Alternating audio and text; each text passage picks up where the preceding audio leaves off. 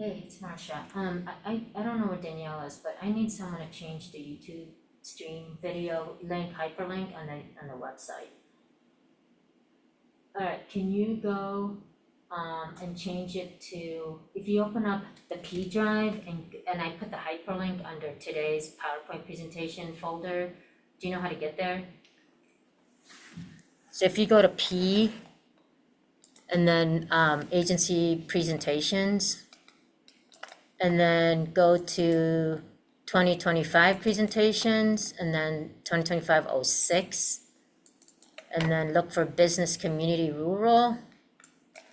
And then I put there's a notepad, a text file, and I put it in that text file. Does that make sense? All right, okay. All right, thank you, bye.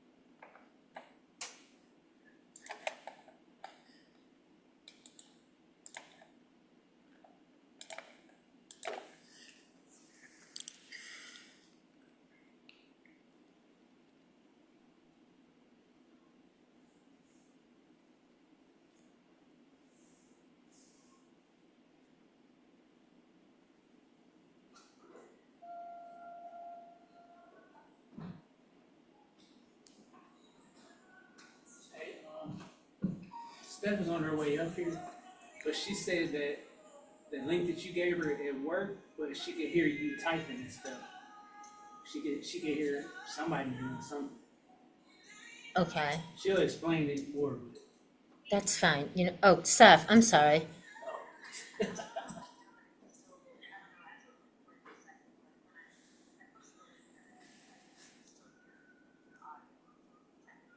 Okay, I mean, do you hear anything right now?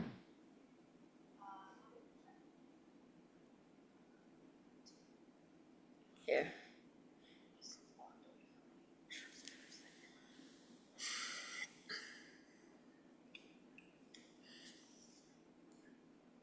Remind me, I gotta fix, I just gotta, okay. I gotta change the title slide. Like, that little thumbnail that's on, I just gotta change that. Here, I'm gonna talk, here, I'm gonna talk into the mic.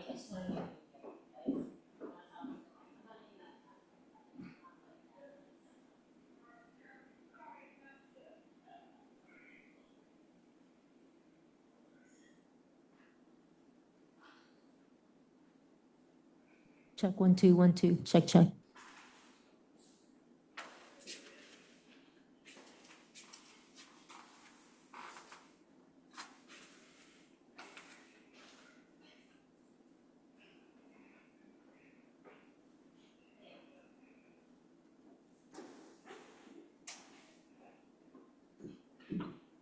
Yeah, YouTube's always been that way. It's a 20-minute lag. Okay. Okay, good. All right. All right. Well, I'm just gonna leave it running. So, yeah, just sorry. I don't know what the hell happened with the original link. No idea. Oh, okay, that's fine. Oh, got you. I got you. Wait, our conversation right now is live? Really? Oh,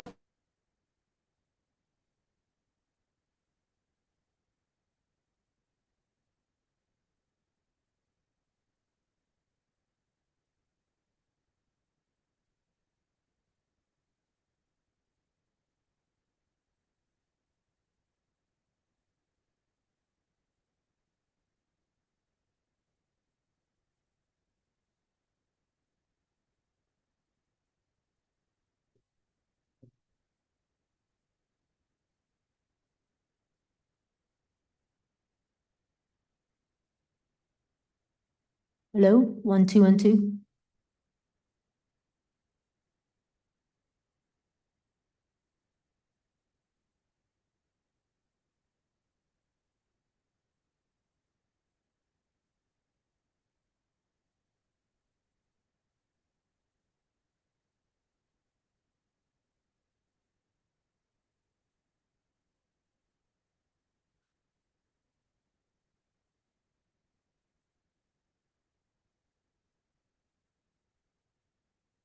Oh, you see.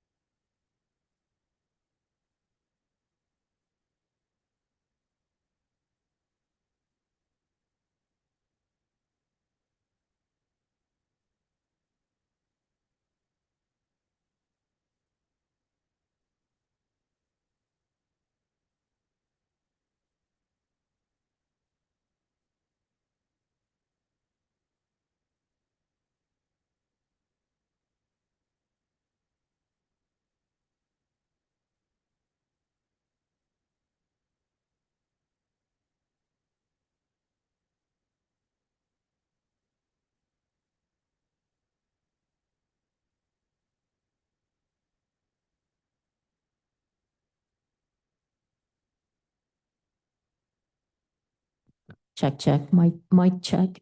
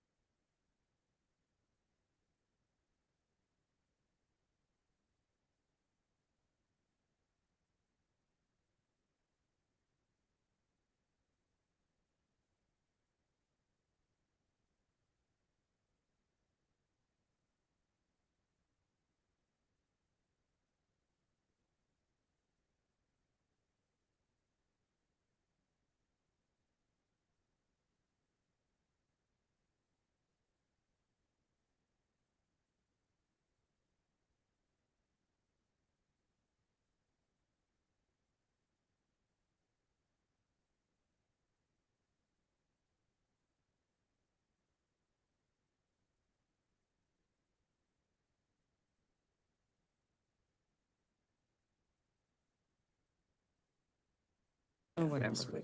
All right. Okay, good afternoon. Well, it's still morning, so good morning, everyone. I'd like to call the Business, Community, Rural, and Emerging Leaders Advisory Council's meeting to order. Can we please stand for the Pledge of Allegiance? I pledge allegiance to the flag of the United States of America and to the republic for which it stands, one nation, under God, indivisible, with liberty and justice for all. I always feel like I'm in school when you do it.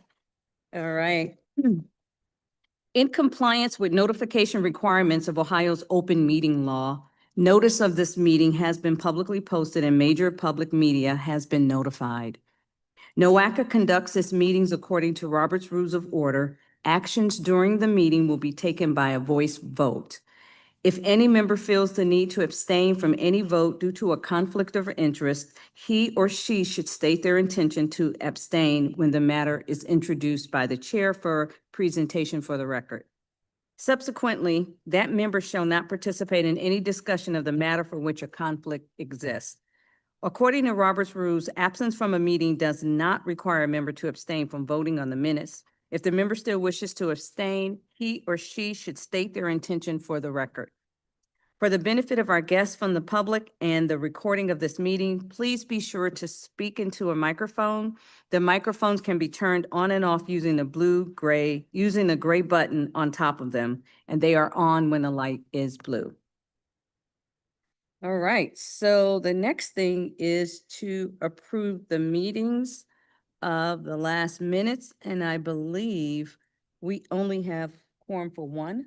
Emerging leaders. Okay, so the emerging leaders, you guys are doing good. Yay, emerging leader. I know, you Hey, should. Good job, guys. Okay, so emerging leaders are gonna approve their minutes. So are there any corrections or additions to the 2024 meeting minutes?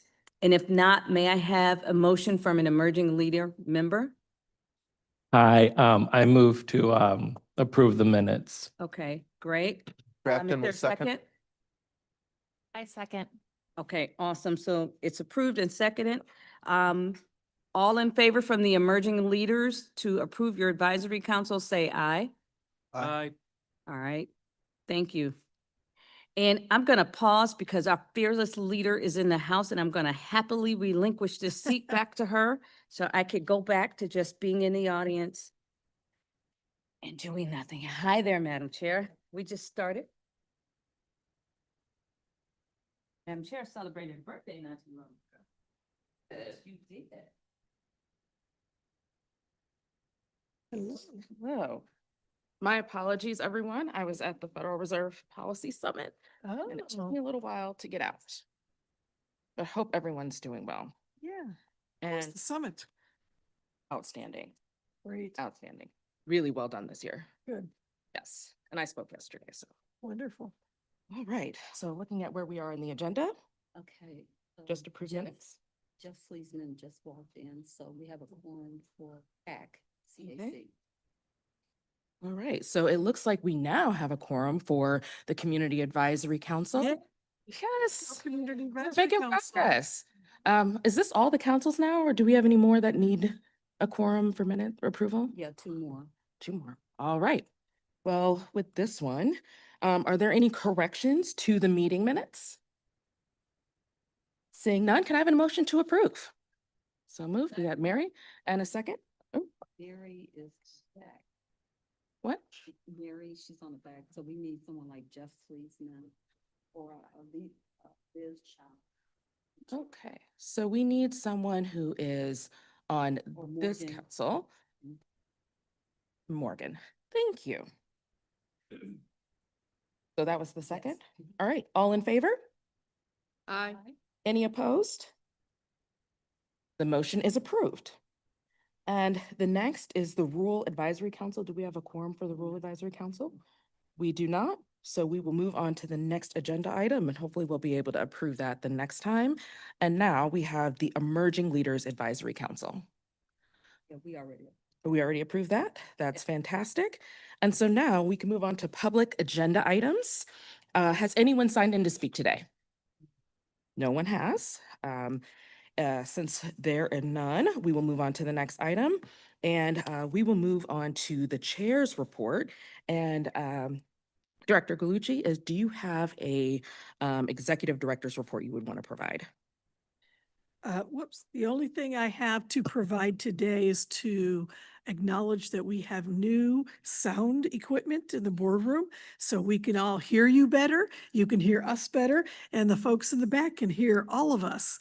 So we had an opportunity based on the old equipment exhausting their useful life, and we made some upgrades. So just wanted to point that you still have to the microphones are the same. It's the guts that have been changed. So you still have to push it with the blue button. But otherwise good. And we have a lot of material to cover today. So I'm going to go ahead and yield to NOACA staff, who is going to give us some presentations on very important work that we are doing at NOACA. So it sounds like that is item 6, presentation and discussion items. And it looks like the first one up then is Sarah White. Welcome. Although I think, actually, I'm sorry, we just missed my fault. Oh, action items? No, on mine, I have Chair Executive Director's report after me. If the chair of each of the councils wanted to say something. So we've got Valerie McCall Yes. first. Yeah. Apologies. Instead of moving on to the next agenda item right away, Sarah, don't go anywhere. Do any of the council chairs have anything they want to say to the full group as a part of the executive director's report? All right. Seeing none. Now, Sarah, Now, you were Sarah, up. Yes. Good afternoon. My name is Sarah White and I'm a planner in the programming division. And today I just want to talk a little bit about our congestion mitigation and air quality program and some of the applications we've received for this round of funding. There's no action requested. This is just for information and discussion, and we have not had any previous action. So a little bit about what the program entails. It is a federal program. And the purpose is to fund and advance transportation projects that are twofold. We're looking to improve air quality, so cutting down the amount of pollutants in our air, and specifically looking at the national ambient air quality standards for our region. So looking at ozone, carbon monoxide, and then particulate matter. And through that, we also are hoping to relieve congestion, because we know that congestion does put a lot of those pollutants into our region's air. As I noted, it is a federal program, but this is managed at the state level, and all of the large urban areas receive their own amounts of federal CMAQ funding. For our region, this is an example of some of the amounts of money and projects we've been able to fund over the past decade now. And for this application round, we do it every 2 years, and we do have around $40 million available from our allocation. And these projects are scheduled a bit far out. So it'll be projects implemented in 2030 and 2031. So as I noted, we did have an application this spring, and qualified applicants are government agencies, ports, state authorities, and we also do consider projects that have a public-private partnership. And we do have eligibility for different phases of development. So traditional projects for infrastructure would be construction phases, and also preliminary development, detailed design, and right-of-way. But then we also have several types of projects that are strictly procurement based. This slide shows some of the types of projects that are eligible through the CMAQ program, and the score that automatically goes with them. So this is just based on what we could expect to see in terms of large impact. So for example, regional rideshare and van pool programs are scored quite highly, because we can see a lot of mode shift there and a large improvement in our region on congestion. But also great projects that we're going to see a good benefit are transit vehicle replacements, bike and pedestrian facilities, again, for that mode shift. And then some others include modal subsidies, vouchers, and transit facility upgrades. So there's a wide range of projects eligible through this program. And then for the project evaluation, each region evaluates projects within their area. But then at the state level, we all get together and review the whole slate of projects for the state. So the evaluation criteria that we review, those of us working in the CMAQ arena, is up to 100 points. So the first is project type, and that's what we just reviewed on the last slide. We also look at cost effectiveness, 20 points, and this we're just looking at per year of the project's lifespan, how much reductions in emission are we going to see for the cost of the project? So we're trying to get the most bang for our buck here. We also look at other benefits. So there's 5 areas under other benefits, each worth 2 points. So we look at some of the other things we expect to see with the implementation of these projects. The 2 biggest pieces and a third of the points go towards existing modal service quality and then the expected positive impact on modal service with the implementation of the project. We also evaluate based on the status of the project. So is the project already going and are several of the requirements in progress? Additionally, we look at the non-federal match. Regional priority is the 8th criteria. And this is an area where as a region, we are able to prioritize projects that are especially either helpful or really make a large regional impact on our area. So we do have 4 point amounts that we can give to projects, 10, 7, 4, and 2 points. And then lastly, there is an option if there has been some difficulty with an applicant bringing projects to fruition, there's an option to remove some points if needed. So just going quickly through the project timeline, again, we had our solicitation this spring and we had a virtual workshop on April 9th. Applications were due to NOAC at the beginning of May. And after we received the applications, we began evaluating them. We brought them to our Transit Council, Bike and Pedestrian Council, and Safety and Operations Advisory Councils. Additionally, our Air Quality and Transportation Subcommittees have seen the list of applications. And then today we are happy to bring them to this Advisory Council for review and if you have any comments on the projects. So next month, we will be bringing our actual recommendations of priority projects to the Planning and Programming Committee. And then lastly, within NOACA, we will take them to the Board of Directors for action on those priority projects. And then after we have our slate for Northeast Ohio, we will coordinate with our other MPO partners at the statewide committee to have the full state list of CMAQ projects. So I'll just go through all of the projects we received this year. For funding, again, this is a 2-year program. So we'll have another funding round in 2027. And these projects are not listed in any type of order, just alphabetically by county and applicant. So we did have 3 projects from the city of Cleveland, one for city vehicle electrification for their fleet, and then the infrastructure needed, the Cleveland Moves implementation project, and then an e-bike rebate program request. Excuse me. The city of Cleveland Heights has requested funding for their Washington Boulevard multi-use trail construction. Cleveland Metro Parks is requesting funds for their Lake Link Trail and Franklin Enhancements Project. GCRTA is requesting funds to replace older transit vehicles for new, more efficient. And then the City of Independence has requested funding for traffic signal upgrades to reduce congestion on Brecksville and Pleasant Valley.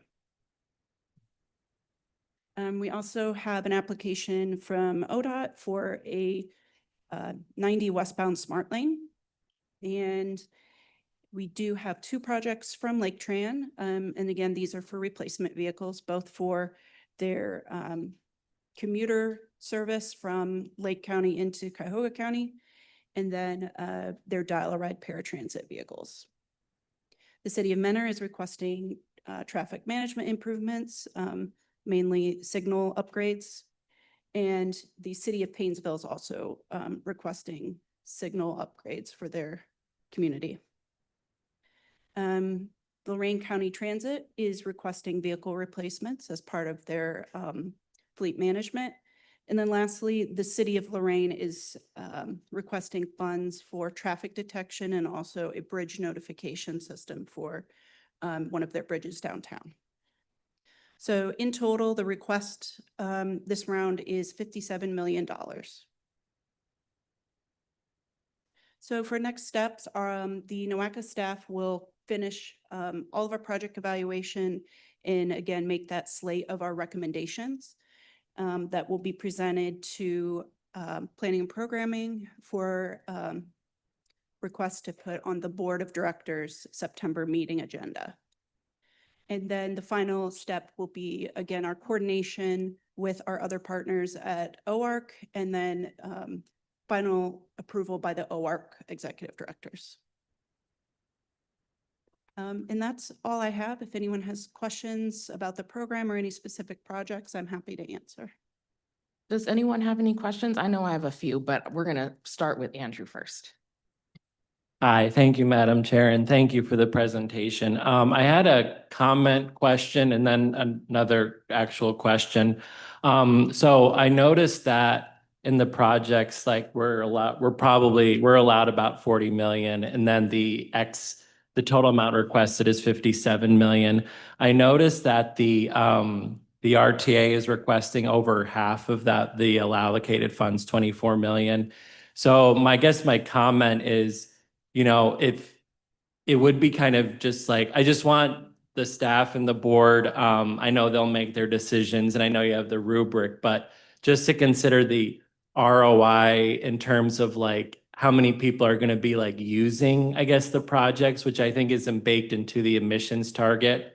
I'm just wondering, because if the RTA gets awarded, that's 24 million, and then you're going to kind of put all the other projects at kind of, they not all the other projects could get funded. So that's kind of just my point, like thinking about, the amount of ridership on the RTA versus like what's the intended expected usage out of some of the other projects. So I know you'll probably do that in your project, and your rubric looks very rigorous. Just wanted to mention that. So yeah. My second, my question related to one of the projects is that in the city of Lorain one, is that a traffic detection system? Does that actually do anything to help with the congestion at this time, or is it just merely a detection system that they're looking for?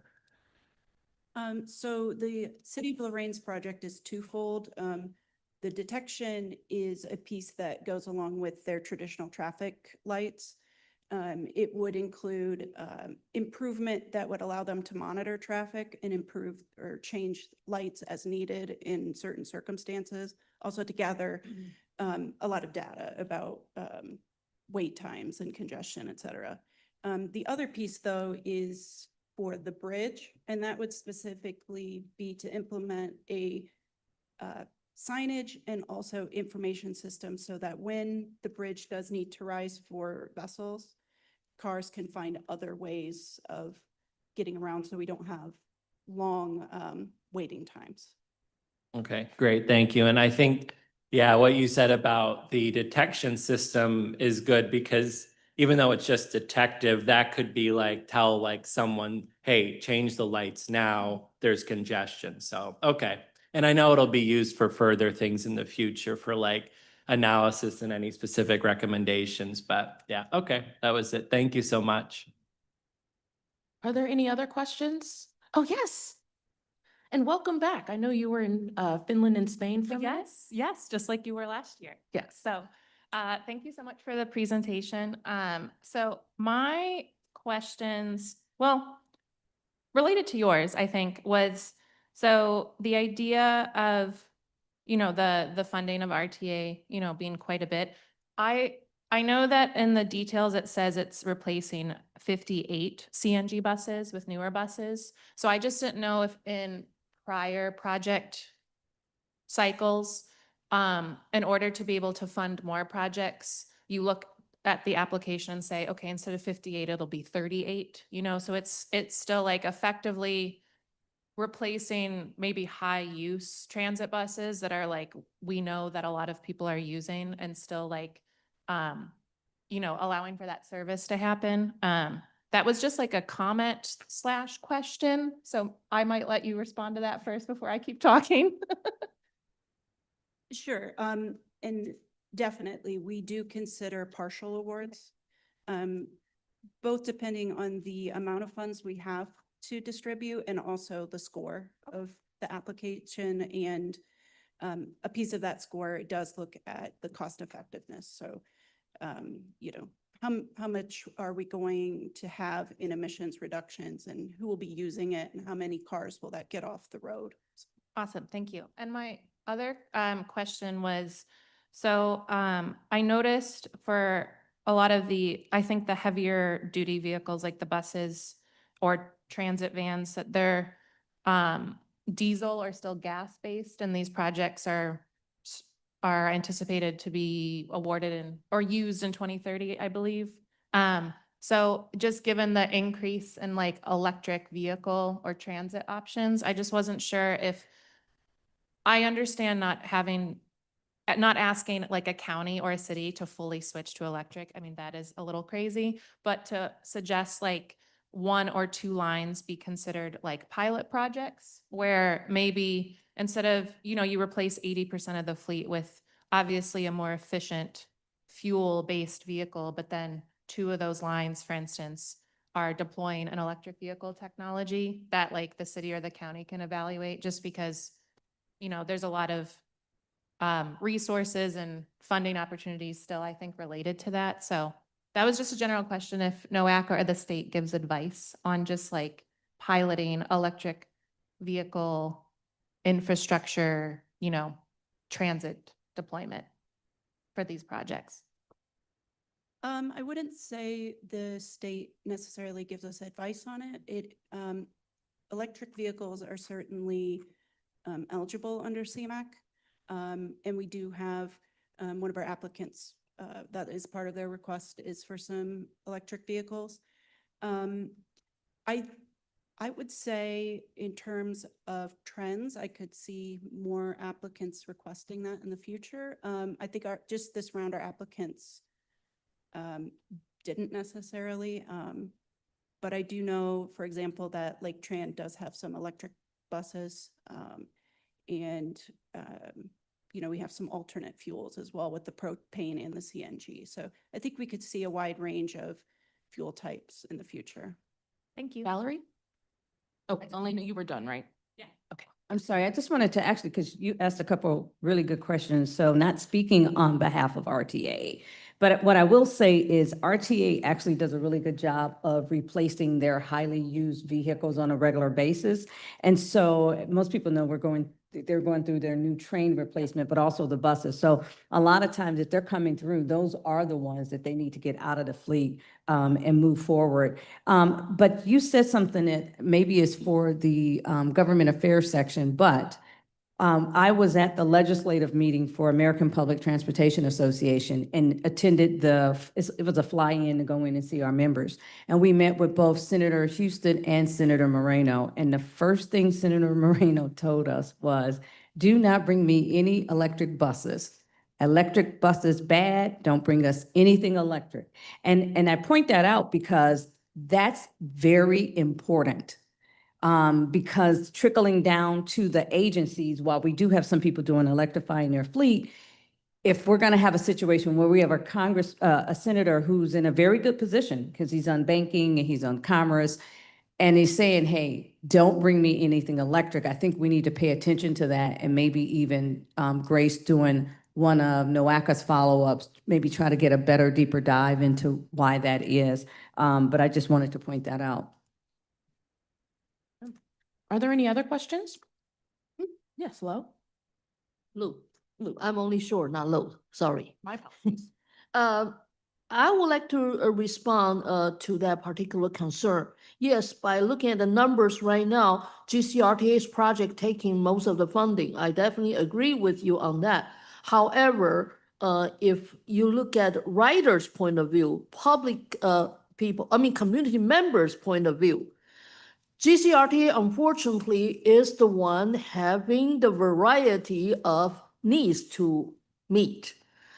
And one of the problem with ridership, especially after COVID-19, is that people really are concerned about public health issues on the bus. So GCRTA has to really replace not just the buses, not just because of they're old, it's also because of the how to say that, substandard design based on today's point of view. For example, even they could come up with the money earlier to replace the chairs, the seats from the upholstery to like a plastic to decrease the possible worry and the practical cleanliness we need to maintain, but lots of things also have to go with other part of design inside of every buses.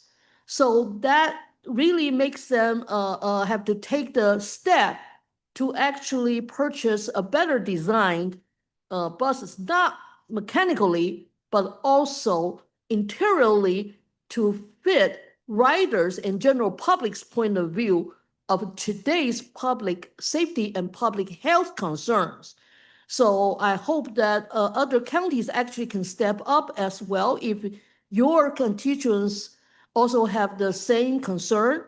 But yes, unfortunately, funding is limited to go around.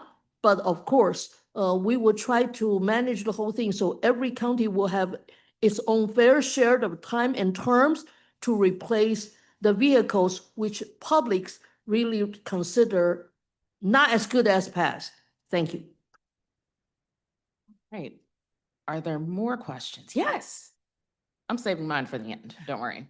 Hi, thanks. I don't want to belabor this too much, but I do think this is pretty typical that in the past, someone correct me if I'm wrong, but RTA has generally gotten a large share of this funding and they may sort of depend on it and they do play a really important role in advancing sustainable transportation in the region. So I understand other people's concerns and I don't know a lot about some of these projects, but I do think that might be the case.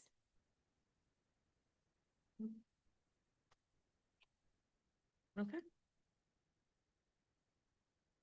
So Sarah, I have a few questions. Forgive me if some of them should be directed towards someone else. So just say directed towards someone else, or we'll get there later. The first one is really around clarifying. When you were talking about eligible project types, you had a slide. And there were two that I thought that really stood out to me. One was around, let's see, keep going, maybe this slide. Employer-based programs, and another that stood out to me was the travel demand management. It seemed, and then you have modal subsidies and vouchers. So it looks like this funding can be used for a lot of different things. And I'm curious, on the list, I didn't see anything that was like an employer-based program or a travel demand management program on the list of what was submitted, at least to NOACA. So I'm curious, how does one learn about this opportunity? So you said it's every 2 years. And my next follow-on question will be, will we have that funding in 2 years, given some of the changes in the federal government? But first, how does one go about learning that this funding every 2 years is available and the process for applying? Sure. So when the process begins every 2 years, generally we will announced to as many of our advisory councils, subcommittees, committees as possible, and also the board. But we are certainly happy to take down as many interested names as possible, and we try to keep a very current list so that we can notify community staff members, et cetera. And then every time we have an application round, we do a virtual webinar because some of this information can be a little complicated, especially when you're getting to the requirements of the emissions materials or traffic studies. So we have an open webinar to anyone who signs up to learn more about the projects and program. So that is helpful. And I think, or at least I'm curious, I don't know how the councils get activated to do certain things, but this is one where even though I'm on the Community Advisory Council, I'm connected to a lot of manufacturing industry associations. So I wish I had been able to share this with them. And so maybe for a later day, having a conversation around how do we activate the councils to make sure that we're getting the word out. Because I think even if it was just an email sent hey, this is available, there's a lot of emails that come from NOACA. So helping us prioritize hey, we really need you as a council member. And it's also your responsibility as a council member to get the word out with these kinds of actors. That would be really helpful, particularly in 2027. Oh, yes, Grace. Yeah, I just want to clarify something. The applicants must be government organizations. Okay. So that's So very, that's very yeah, important. That's very important. Okay. So typically our communication is with all of the elected officials in the 5-county region. So we reach out to mayors, we reach out to commissioners, we reach out to the RTAs, those folks, but we really don't do much outreach to the stakeholders or general public because they're not eligible. That makes sense. Okay. Then my next question, I think might actually build on something that Elena was asking around when we look at these projects, how do you go about prioritizing these projects? So let's say you have several projects that all score really well, and then you have 40 million, but the total project request is 57 million. How do you go about figuring out what to either partially fund or not fund when there are comparable scores for the application projects? Sure. I think one of the largest pieces that helps us prioritize beyond the scoring rubric is those emissions reductions and the cost effectiveness. That piece is scored and prioritized at the state level, but our agency is very involved in that. So I think taking a look at the project and how much more could be reduced based on the amount of money awarded is very important. But I do think, we have a good range of scores and we look at all different pieces of the project as well. That helps us really prioritize. That's helpful. And then I think my last question for you, so that we can move things along. I know nobody wants to hear all my questions. For this kind of work, what is the origin source of this money? Is it state or federal? And do you anticipate, and maybe this is for the government affairs report later, that we will have comparable funding levels in the next round in 2027? Yeah, I can probably take that. The current authorization expires in 2026 next year. So we will see what comes out of Washington to replace the IIJA, the Infrastructure Investment and Jobs Act.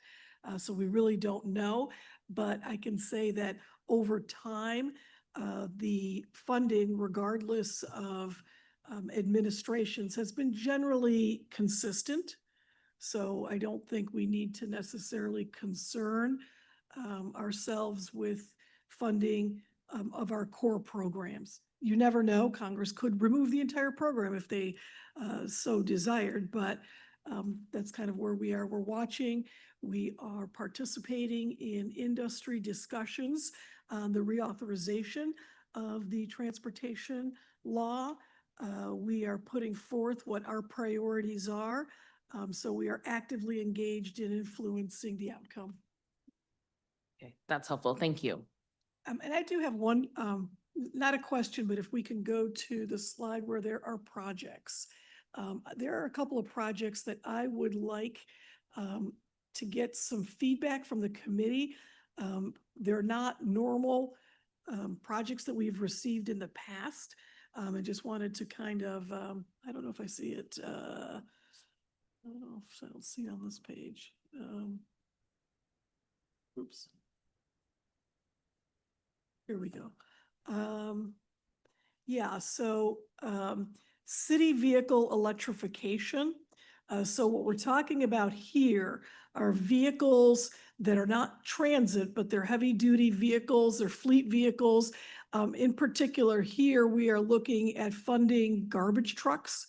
So the replacement of refuse vehicles, and just wanted to, again, that's not something we've done before. And it has been requested, it is eligible.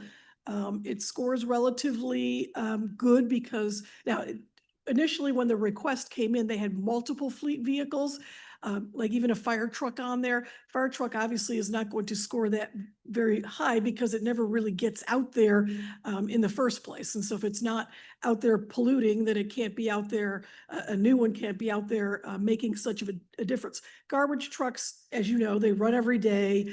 They're running usually 5-6 days a week. They're very slow. There's a lot of stops. So there is some purpose there. But just wanted to get some feedback from you about those kinds of projects and share one of the concerns that we had at the staff level, or one of the discussion points we had at the staff level. If this becomes a trend, then does this, and sort of to the questions earlier, minimize the opportunity for other projects such as bicycle, pedestrian facilities, trails, those kind of things. So we just kind of want it, again, it's very eligible and scores well, but just wanted to get some feedback before we take it to our board committees. So I have some initial feedback and then I want to take hands. I would be interested if in their application from the city of Cleveland, they had an estimate of like how much the current garbage trucks might be polluting or impacting our environment, and what they think the reduction would be with the replacement. So we do that kind of an analysis on every single project. Okay. So we do, and that's when we say it scores well, it scores against the criteria, including the emissions reductions. But there's that host of criteria looking at cost effectiveness between what it costs for the project and what it's actually doing positive for air quality. But again, just looking at, this is new. We've got a good conversation coming up at the Programming and Planning Committee, and just want to be able to communicate some ideas from this committee, from this council. The question I would have on the garbage truck is, how are the garbage pickup funded here in Cleveland? Is that part of the deal that goes with your taxes? Or like out in the rural areas, we all pay per year. So to me, that would make a big difference. I mean, if they're fully funded. That's a good point. So this is only city or county vehicles. So this is not for the private sector. So I think in Geauga County or in some of the other areas and municipalities, it is a privatized company that comes in and you pay that company directly. You subscribe to it. This isn't that. So, did Marion continue? But how are they funded then? They're funded by. I think we have an answer. Yeah, I can answer that. Most city vehicles get funded through municipal bonds. We do an issuance, City of Cleveland does an issuance every year, depending on the capacity, how many vehicles that they need or don't need, but there's generally via bonding funding. That's how it's been done in the past. Then it's based on it's tax-based then. It's tax-based, yeah. They float municipal Bonded, bonds, it's not yeah, even tax. yep. And if I can, just one follow-up. One, Oh, I'm I'm sorry, sorry. I go just ahead. want to make sure I acknowledge everyone's hand. So I saw Jeff, I saw Lou. Did you have your hand raised? And then I did definitely see Valerie. And so I want to make sure, and Angie, I'm going to go in this order. Jeff, you haven't spoken yet. I'm going to then go to Valerie, then we'll go to Angie, and then we'll go to Lou in that order. Okay? At So the, I just want to make sure I acknowledge that I saw the hands. at the risk of answering a question with a question, I don't think we should be worried necessarily about something being new. Anything that is innovative will be new. I think if there's a concern about funding this versus other items that may be preferable, I would ask then, where does the scoring criteria come from? Because if it scores well, it scores well. If there's some other criteria that we think should be a part of it, if we control that criteria, maybe we look at that. But based on the criteria we have, if it scores well, then it would be preferable to the other projects. But again, if we have a fundamental problem with that, we might want to think about what we're scoring and how, if that's possible. I don't know whether that's correct. Yeah, the scoring criteria comes from the statewide CMAC committee. So we don't have individual control over it here at NOACA. We are participants of that committee and we are contributors to the criteria, but it is difficult to get it changed. It's been in place, I think, since 2014. I'm curious, Jeff, if maybe what's underneath your question, that if, let's say, you have projects that all score really well, so they're meeting that CMAC criteria, and it's still the amount being requested exceeds the amount of money available. What I think might be under your question, and don't let me put words in your mouth, is there additional criteria that NOACA can use to kind of help prioritize and sift through that? And because this is a public body, you would need to kind of make that information available to others. So Is that kind of what's underneath your that question? would be another way to get to the same endpoint that I'm wondering. If the concern is that this takes money from preferable projects, I'm wondering what makes them preferable projects. Because if this is scoring higher on the criteria, at least based on that, it's not preferable. But if we don't like the way that's going, yes, like what can be done in order to reshuffle things if something like that happens. The kind of preface to that, the larger point, I don't think we should be concerned about something because it's new, even if it opens the floodgates to more of this. Because if it's scoring well, it opens the floodgates to good projects coming in if they're scoring well. If there's a problem with the criteria, that is a different story altogether, but it is relevant to the topic at hand. All right, and Valerie, you're next. Sure. I just was going to weigh in a little bit with more of just a caution. I do like the fact that the city of Cleveland has applied to try to electrify some of their vehicles. My caution is similar to what Mary was saying, that it will open up Pandora's box.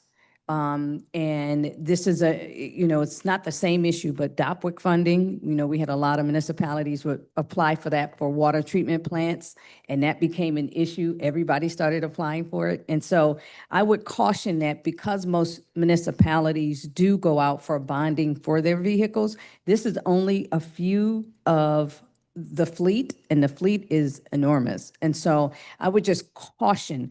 The other thing is CMAQ in the past have been primarily utilized by the transit agencies for their paratransit vehicles and their buses, the smaller vans that they use.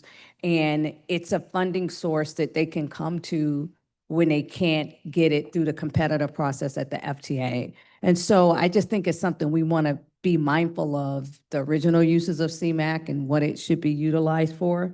And then lastly, the fire truck was an interesting one. I will say that I know in the city of Cleveland, fire sometimes shows up quicker than EMS because they are EMTs trained. And so the fire trucks are heavily out there. And so I just wouldn't want to discount that part. Maybe one of the questions we should ask is how are they being utilized? But they do get utilized. They show up at car accidents.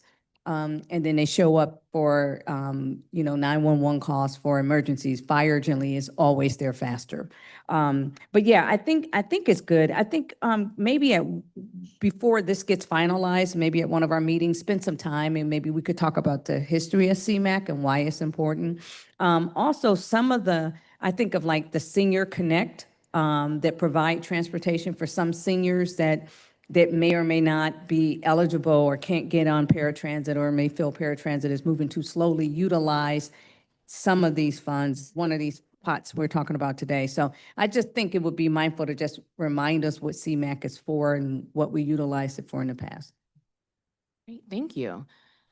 Angie, and then Lou, I have not forgotten about you. Yeah, so I just want to say, I agree with what a lot of people said, but that vehicle electrification, I'm a little bit excited about just because it really does move the needle a lot on emissions, and I think that's why it's showing up high in this analysis. And another thing I want to say is we really don't we don't talk about air quality to the extent this is an air quality program, and we do have very bad air quality, especially in some of our lower income neighborhoods in Cleveland, which is where this is focused. My own children, especially one of my sons, went through some pretty serious respiratory stuff, and that is very common in Cleveland. Many children from his daycare, are having to use nebulizers sort of on a regular basis, especially in the winter. So to the extent that we could really move the needle on air quality, especially for these vulnerable groups, which are concentrated in Cleveland, that does make me a little bit excited.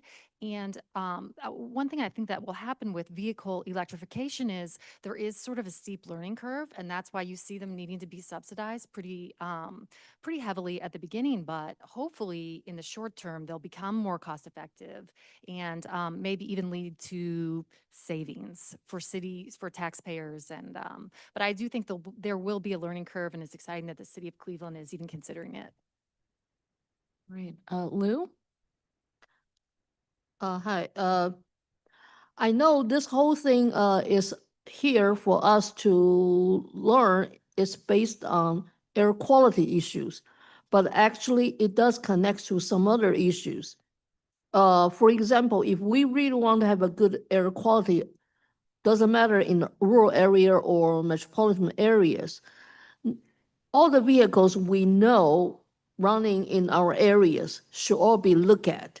So I do support having fire engine, the city paid, well, I don't know, city owned or whatever, these city funded garbage trucks to be considered.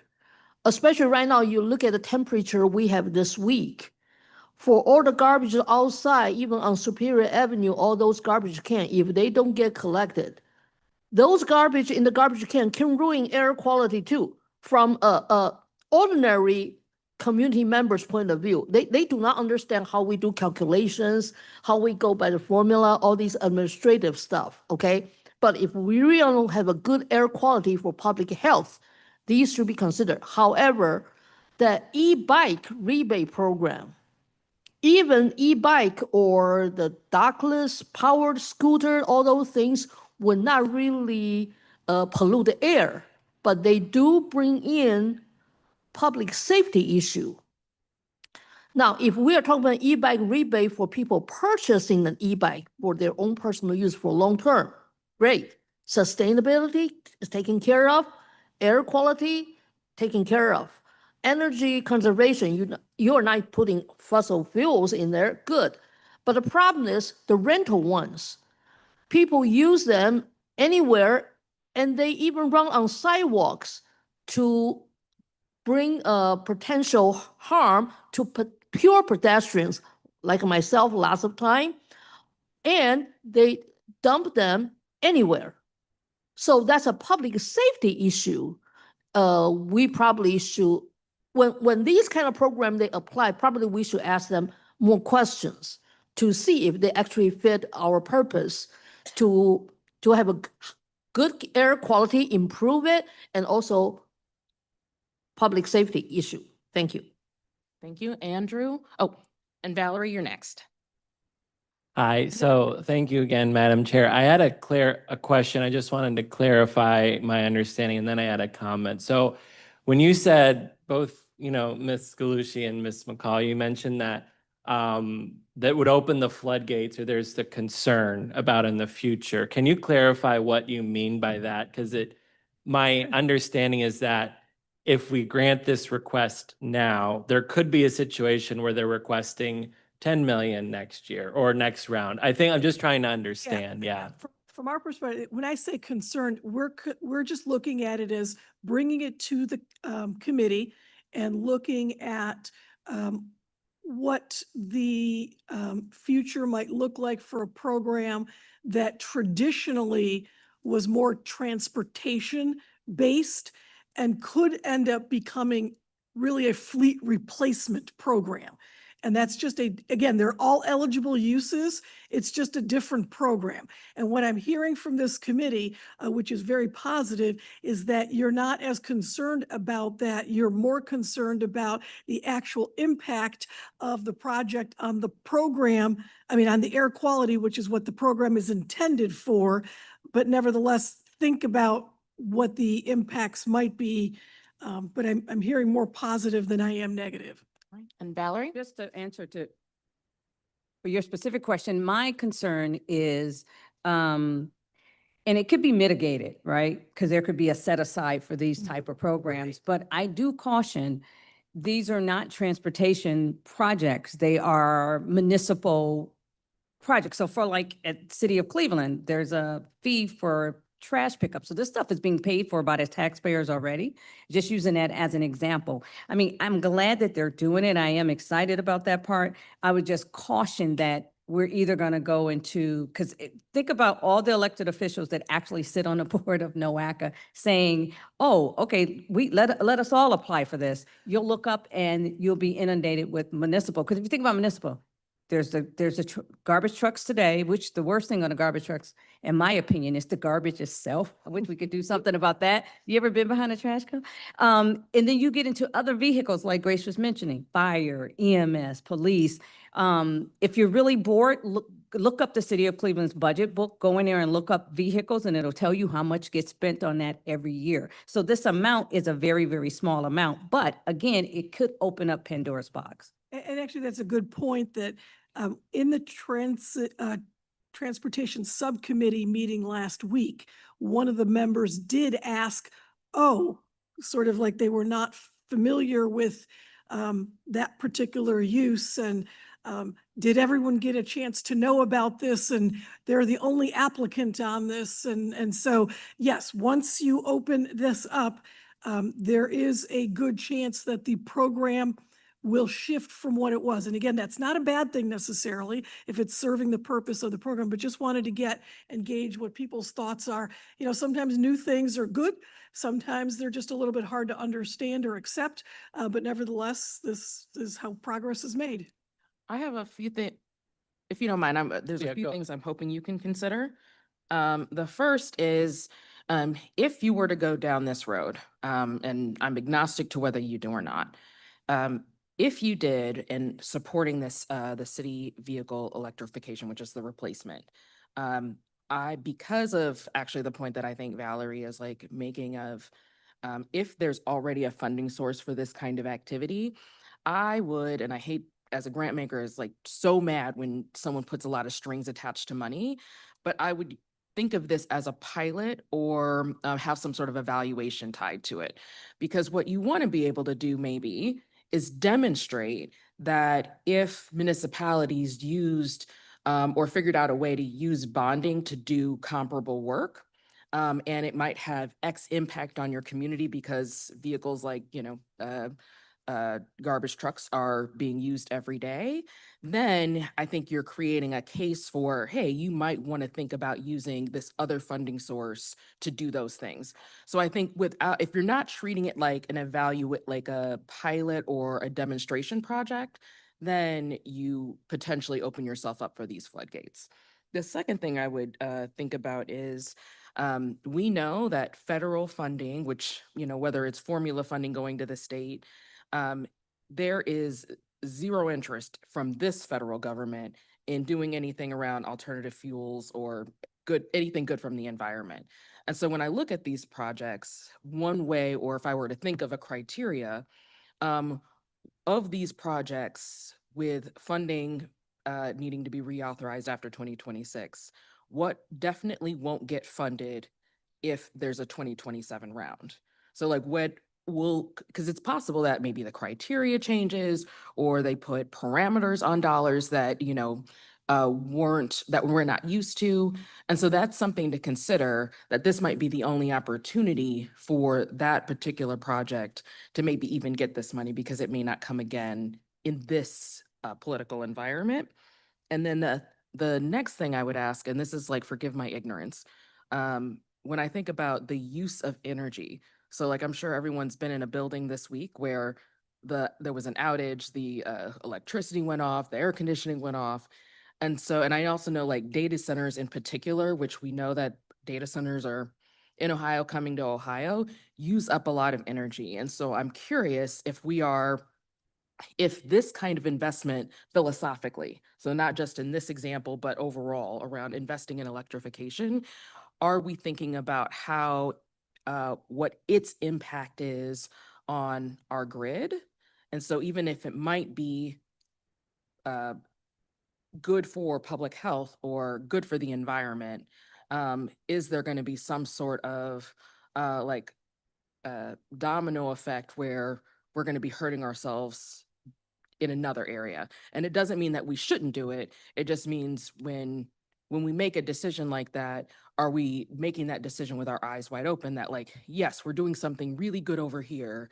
And if everyone started to do that, it's going to create a new problem that needs to be solved. It might be the right problem for us to solve, but we should just do it confidently. We have to find a new balance to draw the line. That's what you mean. More like not so much balance. I think there's a philosophical decision there. I think it's more just know what the consequences, good or bad, come from every decision. So you do it with your eyes wide open. Yes, but I do consider that if we go for that direction, then the logical step is also trying to find the balance to have all these different aspects taken care of. Sure. So that's your opinion. That's not where I was going with it. I'm saying I just think it's a philosophical point of view that the board would have to, I would recommend that the board have a point of view on. Andrew, did you have something you wanted to add? Sorry, yeah, I just had a comment coming out of it, but I think your thoughts were excellent. I think just hearing the clarification on what it is, I would also, like Ms. McCall, just give caution for two reasons. One, there's this kind of scope creep problem, which, and all, like, my job is innovation, so I'm all about innovation. Like, don't get me wrong, it's a great idea to try it out. I guess the problem is, like, are we moving away from our objectives? And if we are, that's fine. But then our objectives need to be redefined. And that's okay too. Where I'm kind of going with it is like, we don't want to end up in a situation where like, let's say we have a success with this, and then the Cleveland is like, all right, next time we're going to request all of our fleet to be replaced. And then our ask is $30 million. And then it's like, well, now we're subsidizing you regularly. And I think then what happens is any new potential innovations could be hindered, in 5 or 10 years. Like maybe we make nuclear powered cars. Crazy idea, but we want to be able to fund that. And I think, what we could do is like, it's similar to the problem we're having, the discussion we had with the RTA, where they're asking for a lot of money, and we're kind of saying, all right, we have to make a choice. So I would just give caution, think about the scope creep, but it is, a good idea. And maybe, as you said, it's like, let's do a pilot and say, look, we can give you the funding, but realize this is outside our normal parameters, and don't necessarily expect, funding in the future. Like you have to find other funding sources because we have to stay dedicated to our mission. So, but overall, it's a great idea, and I'm glad they submitted it. So, yeah. So I see a hand down that way. Yeah, I think this is a great discussion. I also want to go back to the roots of CMAQ, which is to improve air quality. And because its mission is to improve air quality, there are very fundamental things that we know do improve air quality. Everyone makes fun of trash trucks and garbage trucks and whatnot, but they are one of the highest using of fuel of all vehicles in the United States per mile, because all they do is stop and go all the time. They have the lowest fuel economy of every heavy duty vehicle category. And the potential for electrifying this fleet has a lot of impacts on reducing overall air pollution. Now, whether this is something that could be misused in the future should not take away from the fact that it actually can deliver measurable improvements to air quality. That's great. So Elena and then Valerie. Yeah, I wanted to echo, I'm really bad at seeing names. Does it say Marvin there? Okay, thank you.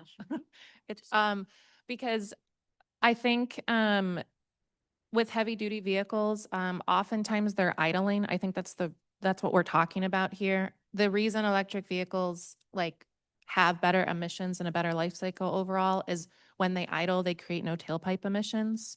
And when you think about fire trucks, EMT, ambulances, police cars, garbage trucks, they're idling. They're never just like typically turned off. So they're continuously running and releasing tailpipe emissions. And that's like acute air quality pollutants, like that happens relatively consistently week to week.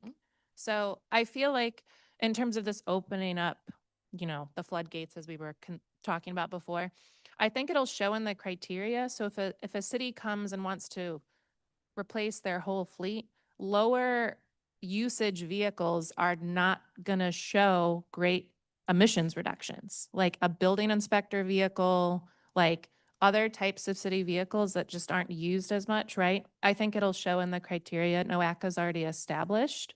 And I think if a lot of cities are like, say, for instance, we were to award the city of Cleveland for this, which I would echo, I think it's doing its job for the air quality piece. But say a lot of cities and counties were looking at heavy duty vehicle electrification. I think that's an opportunity for NOACA to then advocate at the state level and the federal level that maybe there are not enough resources. It doesn't have to come from NOACA, but perhaps other funding areas to be able to electrify these heavier duty vehicles that are used a lot and are creating tailpipe emissions by idling. I mean, the other option is to enforce an idling ordinance, right? I mean, that gets rid of the tailpipe emissions if you continuously turn the cars off. But that is a little difficult with how they're used. So I feel like if we were to see more of it, I think that just we are able to adapt our guidelines perhaps, like we've been discussing, but it also, I think, shows that there's an opportunity for greater advocacy, which is one of NOACA's roles, right? So if there is a gap in this type of funding from the federal government or the state government, that's something that then we can advocate for fire trucks or police vehicles, for these heavy duty vehicles to be electrified, because I think that is a good use to address air quality. So that's just my comment. Valerie? Okay, the one thing I didn't catch, that I actually really, really do like is the e-bike rebate program. This is the first time I've seen a program that actually impact residents, because it's to help reduce the cost of e-bikes for the average person, which I like. And so that's one I think that is interesting to watch. I don't know what the criteria will be, how they will pick people to purchase that, but I do think that is something that's an interesting one.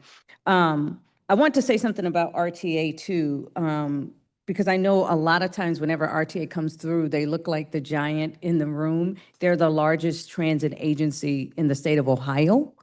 They are both bus and rail, and so they have to replace their fleet, but they've done a phenomenal job as we talk about air quality mitigation. They're replacing CNG with CNG. So I just wanted to point that out because I just want to make sure that that's a good point.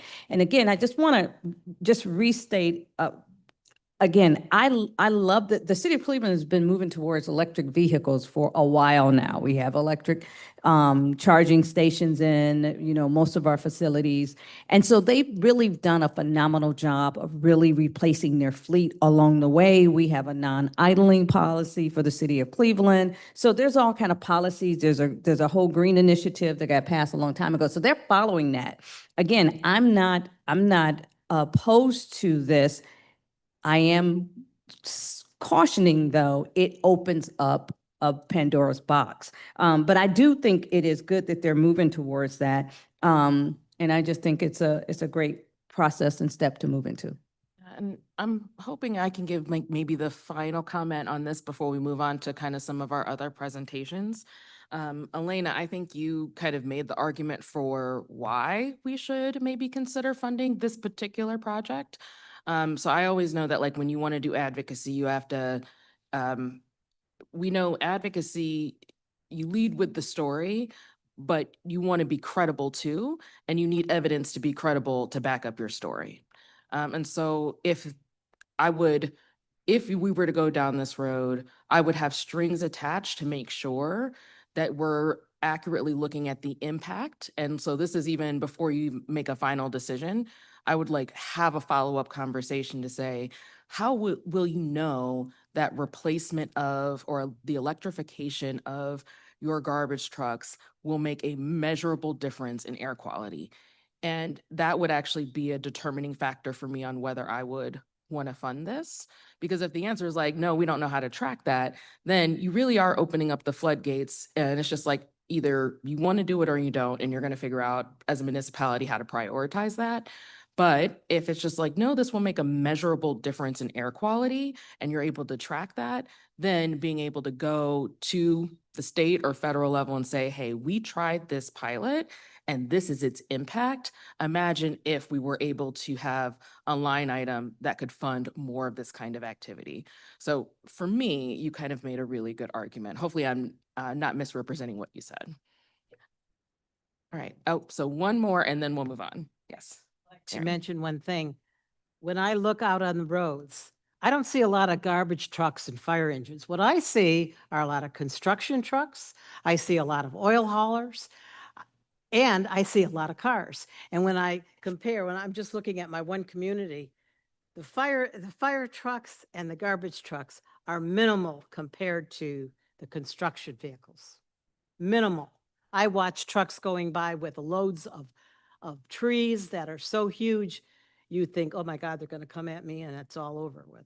So, maybe in the city you see more of that, but when you compare how many people are in in a community and they all have cars compared to maybe 10 fire trucks or 3 fire trucks, I don't see where there's that much pollution from just getting rid of those into electric compared to all the construction vehicles. Well, I think it's something to understand. So eyes wide open. Can they actually assess impact? So if they can, we're like, actually, no, maybe this is the kind of investment that should go to something else, or maybe it's a different kind of project, or maybe we don't want to use the funding this way. But it sounds like there's some information finding that could help inform your recommendation for September. Sure, and sort of to address that, and then I appreciate the chairs wanting to close this down. The evaluation criteria does include points by types, and projects that take cars off the road, which reduces both congestion and improve air quality, score higher than fleet type vehicles. So that is already built into the system.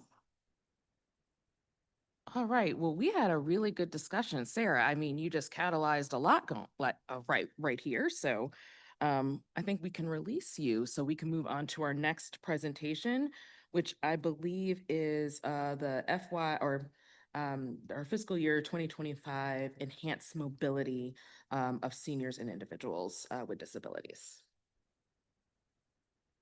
Oh, what? Leah? She's coming.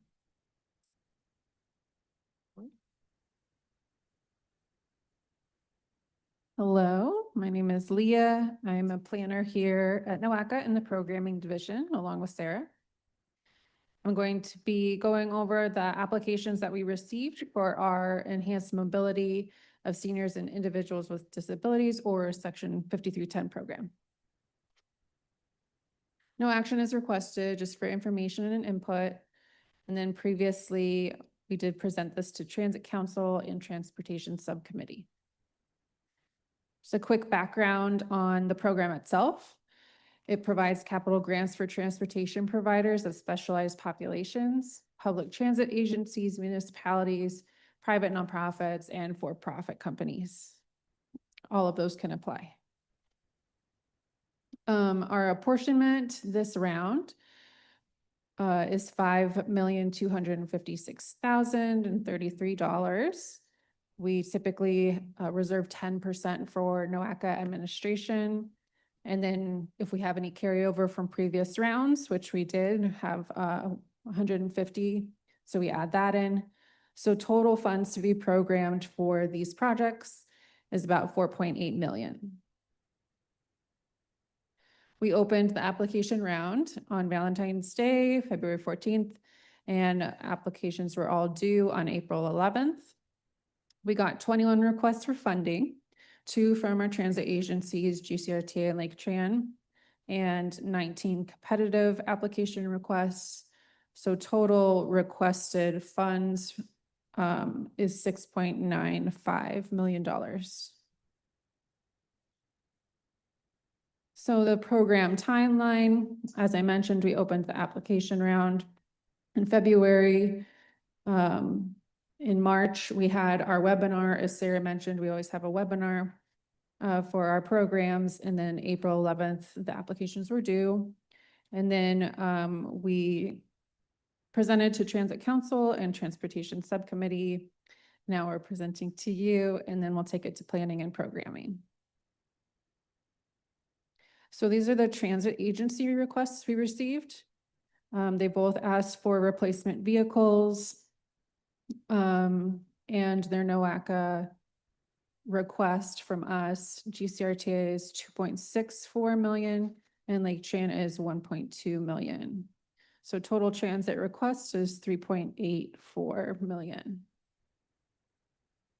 And then we have several competitive applications. I'm not going to go through all of them, but just draw your attention to the very first one, Ace Taxi, for example. Some of the applicants will ask for multiple things, which is fine. So you might see, like Ace Taxi, they ask for a replacement vehicle. They also ask for some different types of software and computer hardware. So all those requests are listed there. So you see we have some municipalities like the City of Euclid, City of North Olmsted, nonprofits, Famicos Foundation, Help Foundation, etc. It's continued on this page. More nonprofits, more requests, all replacement vehicle, expansion vehicle, or computer hardware typically. And this is the last of the competitive requests. So in total, the competitive applications requested $3.1 million.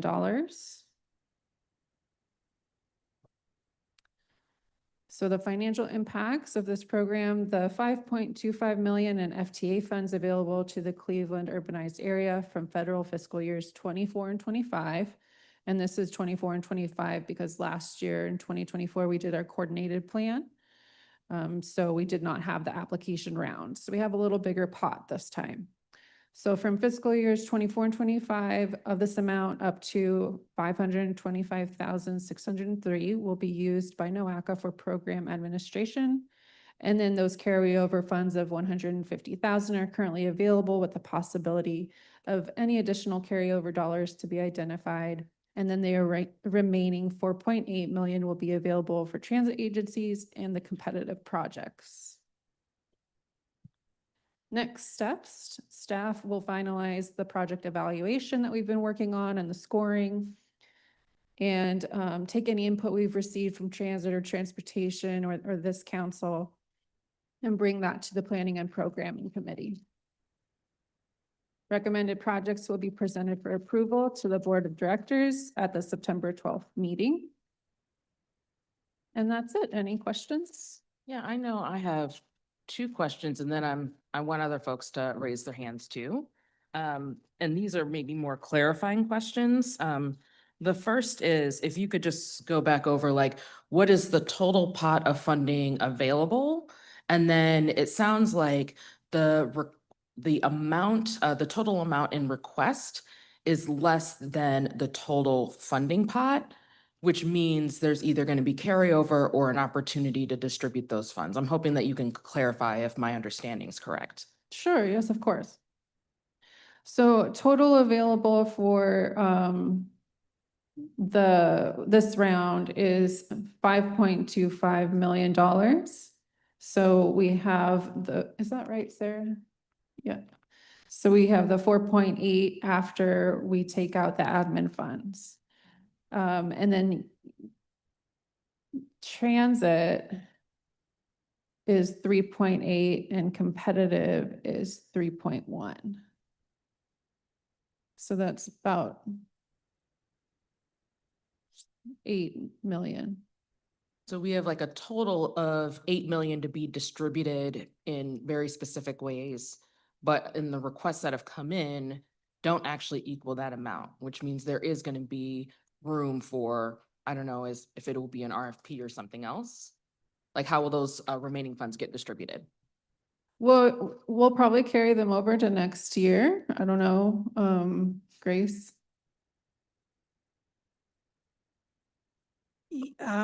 Yeah, I mean, we generally have the rounds annually, and that has been past practice. If you have funds, we can add it to the next round. Probably doesn't make as much sense to have a round in between. The request is 6.9 and we only have 5 point Okay. And that's what I was gonna say. I didn't think there was actually any Yeah, I was funding really left in this, because confused. I know in our meetings, we had talked about Yeah. even reducing the administrative overhead amount of 10% in order to be able to fund some additional projects. Yeah. Yeah, so we don't have more than they requested, if that answers your question. Yes, it does. And then my last question is around, for those that are for-profit, so I think about like Ace Taxi, how are they delivering services to seniors or those that have some mobility challenges? Are they contracted with a municipality?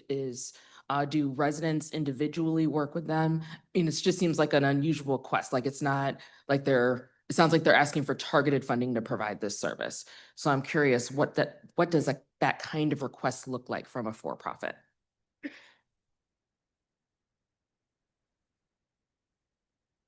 Yeah, so I can answer that specifically about Ace Taxi. They do have a contract, for example, with Medina County Transit. That's just one example that they have had previously. But they do coordinate often with other agencies to provide transportation for their clients. And they're working,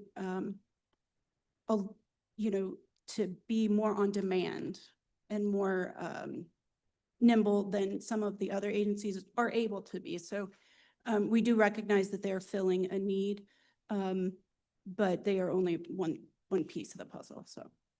And also to add to that, we have previously funded Ace Taxi for this program, and they have met the requirements or their obligations, I should say. Okay, thank you. That's helpful. Who else has questions? Oh, yes, I see Andrew, and then I know there's another hand down on that side. Yes, thank you, Madam Chair, and thank you for the presentation. This is really informative. Just clarifying question. So, and really just one is in the rubric, is it that do the transit agencies get like priority over like the competitive bids? I'm just kind of, okay, I just wondered because didn't know what the term competitive quite meant in this context, so. The competitive in this context is for the nonprofits and the for-profits, the municipalities, because the transit agencies per the 5310 funding, it has to be a 45-55 split. So the transit agencies will get 45% of the allotted funding, and then the competitive will get 55%. Okay, so then it's probably so the 45-55, so then of that, the roughly 5 million, then 45% will go to the transit, 55% to Correct. Okay, got it. So yeah, I think that's helpful. That's kind of what I meant by priority, but thanks for that clarification. That's helpful. All right, Marvin, did you have a question? Yes, two questions. First of all, do you require that all vehicles purchased with these funds be accessible? No, but we do require that they are used for seniors or individuals with disabilities. So they don't all have to be wheelchair accessible. Oh. My only other comment is that from doing studies of other regions, a lot of times the funding for vehicles that go to the nonprofits are utilized way less than those of transit agencies.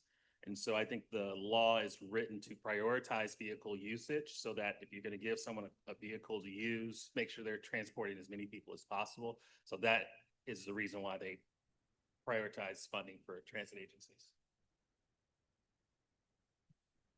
Okay, Lou? I thought all the applications we have here are for senior and the people with the disabilities. So how come that we allow the contract to have the vehicle not accessible? Because not everybody's in a wheelchair. Not everybody's on wheelchair, true, but it all has to be accessible to a certain degree. If not really for wheelchair, would they be able to accommodate walkers? The walkers, you cannot actually fold it up easily. Or people having crutches, or people having oxygen machine to go in and out with them. Something like that. So the accessibility is not only about wheelchair. And the vehicle, is that safe for somebody with a visual impaired to ride? People having hearing impaired to ride? If the vehicle is even good for people with developmental disabilities to ride? So wheelchair is not only the only indicator for accessibility. I hope people think about this term a little bit broadly, because disability is not only people on wheelchair, they are the one having mobility issues. Even a seniors, still with arms and legs, every body parts attached, but their age or their health condition can make them a little bit more vulnerable when, for example, the step is too high, the door width is too narrow or too wide, without something for them to support themselves. They need somebody to help them. Now, not all of them have a caretaker as well. So would this vehicle be accessible to all these situations? That's what we should think about. Thank you. I do just want to note real quickly, thank you, Lou, for that feedback. And I will say that a majority of the vehicles we fund are accessible, but they're not all required to be. We do ask that the applicants have at least 50% of their fleet accessible. So, we definitely make sure that the split is there as necessary. But as Leah noted, there have been applicants who request a non-accessible vehicle only because it's easier for some of their clients to utilize, especially some elderly people who are not comfortable riding a bus that's accessible. It might be larger, it might be more uncomfortable for them, but I will say a vast majority of the vehicles we're funding are accessible vehicles for wheelchair and any type of mobility device. Right, that's what I meant. This will be the opportunity NOACA can actually be the advocate to help these agencies, no matter for-profit, non-profit, to understand accessibility. The range is broader than what they may think. I mean, the providers, not only just about wheelchair. I agree, not everybody needs every kind of help, but at least they should consider to have their vehicle have some of them. For example, they may only have a 2 vehicle to accommodate people with a wheelchair, but we wish they have a 10 other vehicle can help other people with other kind of disability, or just because they are already older Or maybe kinship situation, this is a seniors traveling with kids. That situation is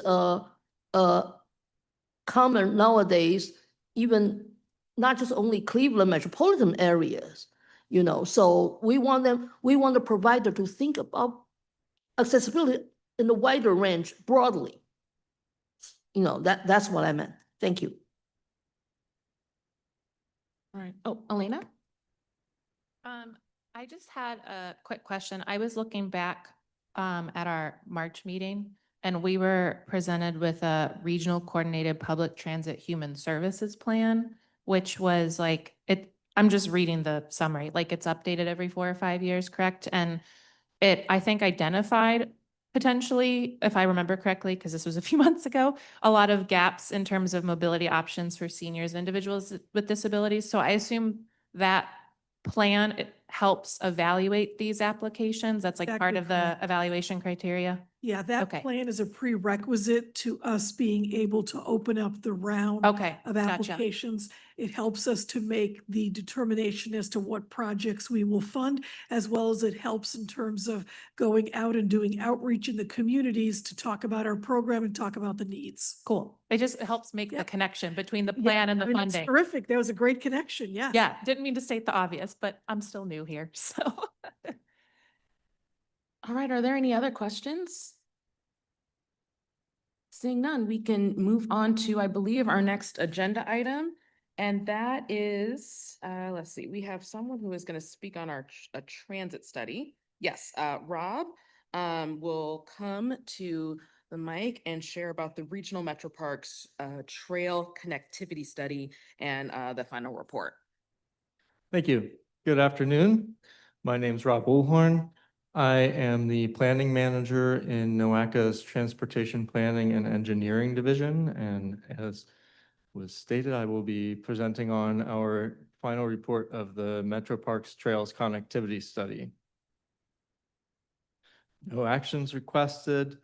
This study is completed as part of our TLCI program, and the report, I believe this is hot off the presses, so I think the report is still on the public comment section of our website. As soon as I receive the final version from our consultant, we will work to get that on the main site, and I think eventually we plan to have some interactive maps related to the project that will be able to be navigated on our website with more information for individual projects and whatnot.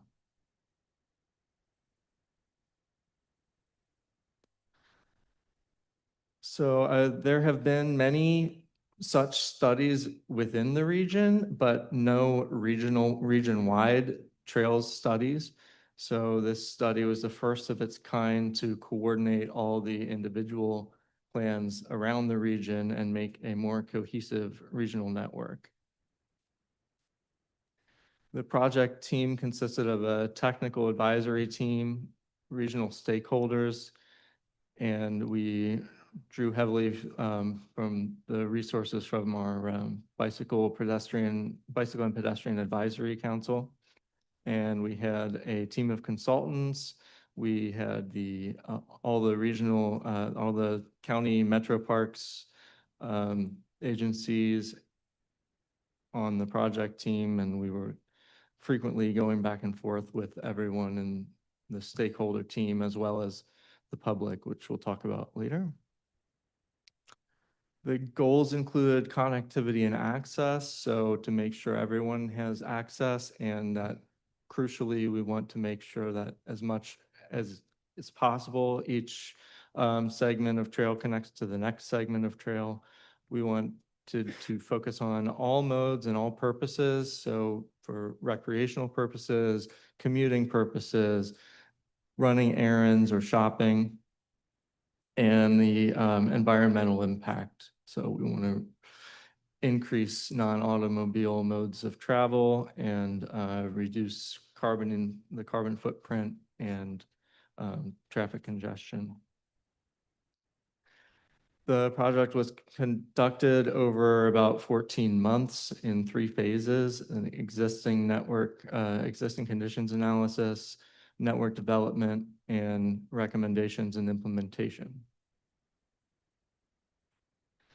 The first phase with the existing conditions analysis, we compiled data and synthesized it, and then we brought that to in a round of public engagement. And then we went through the network development phase where we looked at individual potential projects that might be included and came up with criteria to come up with a final recommended project network, and then break those recommended projects into short-term, midterm, long-term phasing, and look at implementation strategies. Here's an example of the existing conditions that we looked at, the existing facilities, as well as planned facilities from various plans that our regional partners had provided us. We looked at more data, walk shed, bike shed, where population centers are, et cetera. And again, we wrapped up the first phase by going to a round of public engagement. We had an online survey as well as public meeting. And from that, we were able to develop criteria and both quantitative and qualitative criteria that we use to develop the proposed network. We looked at such things as where origins and destinations might be, where people live, concentrations of population and jobs and parks, et cetera. And once again, we went to do another round of public engagement to make sure that what we were looking at was reflecting what people wanted to see in their regional network, and to make sure that our prioritization was our criteria and everything was weighted properly as people would want them to be. And then we went ahead and scored the projects using our criteria and the weighting that we developed. And we scored them both at the region-wide level as well as per county, which is useful, we think, for people who want to go for funding. They can lean on one way or the other, depending on what's more useful to help them make the case for funding the project. And the final phase, we had our final recommendations and implementation. After we went to the advisory committee, we were able to hash out some fiscal constraints and what sort of right-of-way acquisitions would be required, and what the general prioritization is of what would be most impactful for each community or county or metro parks agency, et cetera. And we phased them into short-term for the first 5 years of implementation, midterm for the following 10 years, and most projects end up in the long-term pipeline. So here's the map showing the results with the phasing included. And then we have maps for each individual county where you can see there are a few pink projects that are going to be completed over the next few years, some blue ones that are the midterm, and then the longer term.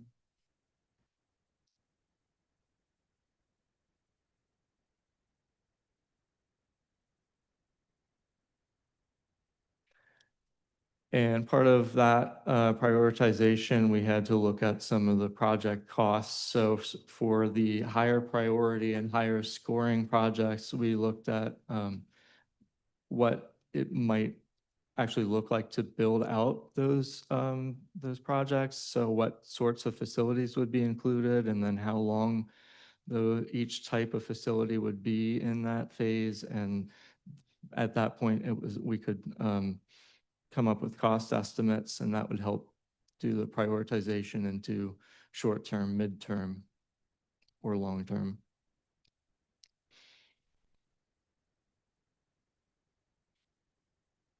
We also had to look at maintenance considerations. You can't just build things and then call it a day. You have to look at what is going into keeping this in useful and productive condition.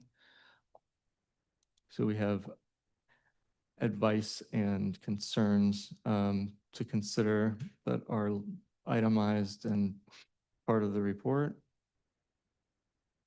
as well as communication strategies. So anything from wayfinding signage that might be needed to sort of marketing or information materials that will increase usage. And we looked at sort of categorize things as regional routes, local routes, or neighborhood routes, which helps sort of figure out how to approach those ways of communicating the usefulness or who might want to use the network for what purposes. The study budget was almost $250,000. And next steps, it's a living document, so we will continue tracking the implementation of the projects and make any updates or changes on a need basis, as well as continue to monitor what plans come from our regional partners and try to make things consistent so that we have a cohesive regional vision. Thank you. Do you have any questions? All right, are there any questions? Yes, Andrew? Hi, thank you, Madam Chair, and thank you for the presentation. Just a quick question. So is this the plan, is it trying to emphasize like within, well, I know there's several components, but is it trying to emphasize like bike paths or walking paths, or are those kind of seen as the same? Or I even know in Cuyahoga, there's some like trails that horses can go on, which is pretty cool. So I'm just trying to wonder, is it like when we're talking about paths and are we talking or trails, are we saying like this will be a bike path or a walking path, or well, maybe it's all of the above. Yeah. Pretty much, I think we call them all-purpose trails is primarily what is looked at. Now, just because I think people bike longer distances on them, there's a little bit more emphasis because on the biking component, because you may bike 10 miles on a trail and then we're worried about, the connectivity and what you can access from that 10-mile stretch of trail versus you're not going to be walking 10 miles on a trail. So I think in what we've looked at, it leans heavily toward bike, but there's also the possibility, if it's useful for biking, then it has perhaps more limited distance-wise, but also used for walking. No, yeah, thank you. And I think what you said makes complete sense. Like, yeah, no one's going to walk 10 miles. Like they're not going to, I'm not from Lorraine, I'm not going to Cuyahoga walking. Like I'm not going to do that. But bikes, yeah, I guess it's interesting because when you go to a park, which I like to do, you just kind of, the people I see, it's mostly just the walkers, but they're not going very far. But it seems like there's a lot of people that emphasize the walking component. But I guess the bikers, we just don't see them because they're gone. So they're off on the next trail. But yeah, I was just kind of curious, but I think the all-purpose trails, especially with the connection for, our long distance runner friends, which I am not one, and maybe biking. Yeah. So thank you for the clarification. Yeah, thanks. Lou? Yeah, I mean, for my short legs, for me to walk 10 miles, I mean, that would take really half of it forever. But my concern is, while we are developing all these trails for people to, elevate people's quality of life, physical activity for your health, all these things are great. But practically, if you have a track, you can go continue. It doesn't matter bike or walking or horses riding on horses. That's a lovely thing too. Do we have a good planning also on, for example, restroom, emergency station? Because of the weather, some people, even when they started their walking or riding or whatever today, they're okay, but all of a sudden the weather changes or your bike right now has technical problems, do you have a place for people to rest, for first aid or for some kind of emergency call? Do you have something like that along the way? I mean, if we want to connect 5 counties together, that's a good plan, but we need to think about, the practical part that we need to have the resting areas, just like you do for highway, and also we need to have a funding to maintain these rest stations. Have you planned on that as well? That was In the study, should you study that where are the good places to have these rest areas? I think largely we would lean on the Metro Parks partners for that component because they have a lot of the control of land use around these facilities.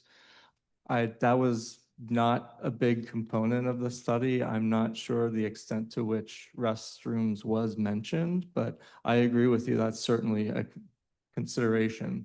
We were largely focused on the practicalities of the transportation component. That was more within the purview of what we were looking at, but certainly. Hey, we are talking about multimodal. This is the era for multimodal. Riding horses is still a part of transportation. It's just how much technology level, I mean, you want to put it in there, right? You can still have a fancy saddles put on horses. Not a problem. I don't reject that at all.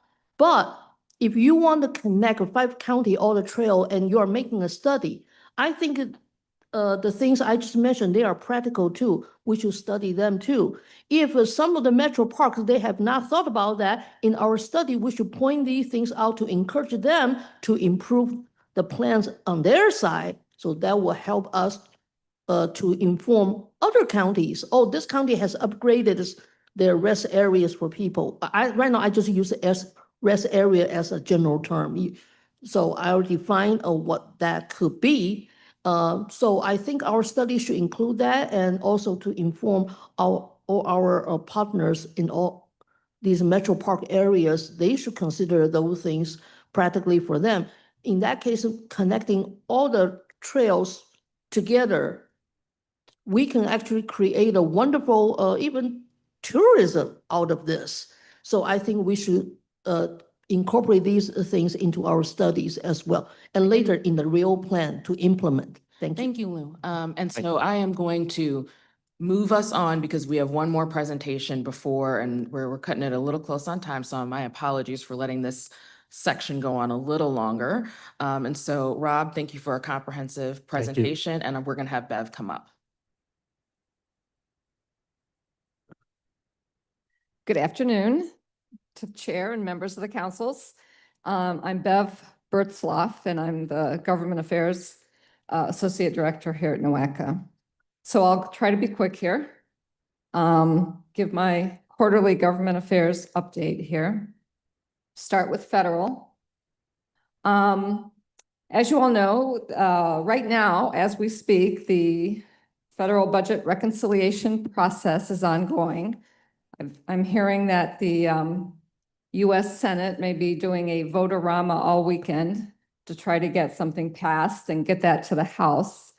And then it's unlikely they'll accept what the Senate sends them. So they'll have further debates before this goes to the president. This is, what we've been calling the big, beautiful bill. So, but everything I say here is up in the air because nothing has been completely decided. Some of the things that relate to transportation are perhaps imposing new registration fees on electric vehicles and hybrids, increasing funding to the FAA to upgrade the air traffic control system, rescinding some unobligated US DOT funding, especially programs funded through the Inflation Reduction Act, like the Neighborhood Access and Equity Program might be defunded. Ending EV, clean vehicle, and clean energy tax credits. That's part of the, that's being discussed. Streamlining NEPA permitting, the National Environmental Protection Act. So that would be some regulatory reform to speed projects up. One thing that was of concern to many members of the NOACA board was this issue of municipal bonds. There was some discussion early on that their tax exempt status might have been taken away through this reconciliation bill. NOACA did do a letter to our delegation urging them to not do that. So I think at this point, that appears to be safe. I think that that's not going to happen, but again, anything could happen in the next few days. So there is that caveat. There is something you're hearing about called the Byrd Rule, named after former Senator Robert Byrd. That may impact many provisions that are being discussed. It requires that for reconciliation bills, that provisions must be germane to either increasing revenue or cutting costs. So again, all these things are up in the air. Another thing I wanted to mention is surface transportation reauthorization. As many of you know, the bipartisan infrastructure law, Infrastructure Investment and Jobs Act, whichever you call it, that expires in just a little over a year, September of 26. There have already been a number of congressional hearings to talk about reauthorizing that law. We were invited, as were other MPOs around the country and other interested parties, to send our priorities to congressional leaders. The House Transportation and Infrastructure Committee created a portal. We sent our priorities in based on what's on that legislative agenda that you've all seen. We also sent those priorities to all the members of our congressional delegation, our 4 members of Congress for this region and our 2 senators. And I'll just quickly go through what our priorities were. Increase direct funding to MPOs to empower local officials. Shift some discretionary funding to formula funding and allow MPOs to fund projects that are already prioritized in our long-range plan. Stabilize the Highway Trust Fund and ensure that transit funding continues to be included in the disbursement of those dollars. Prioritize asset management over expansion. Maintain what we have. Safety, sustainability, and multimodalism. Passenger rail, we would like to see prioritized. Increase planning funds to meet the federal requirements. Good projects need to be well-planned projects. And finally, reduce the local match for some of the funding programs. This is a burden for a lot of our communities to be able to meet that typically 20% local match. Also want to mention some of the funding discretionary grant programs that we have been tracking and advocating. As you all know, we have our strategy where we sort of coordinated among all the communities in our region who would apply for each one of these funding opportunities in each year. So right now, some current notices, NOFOs, Notice of Funding Opportunities that are open are the Safe Streets and Roads for All program. And for that program, the city of Cleveland is applying and we're supporting their application with a letter of support and advocacy. They're applying for their Lorraine Avenue Midway as an implementation project. And as a planning grant application, the city of Shaker Heights has applied to do a citywide safety plan. There's a couple of FTA, Federal Transit Authority grant programs that are open. There's the bus and bus facilities where GCRTA applied for their Triscuit garage roof replacement.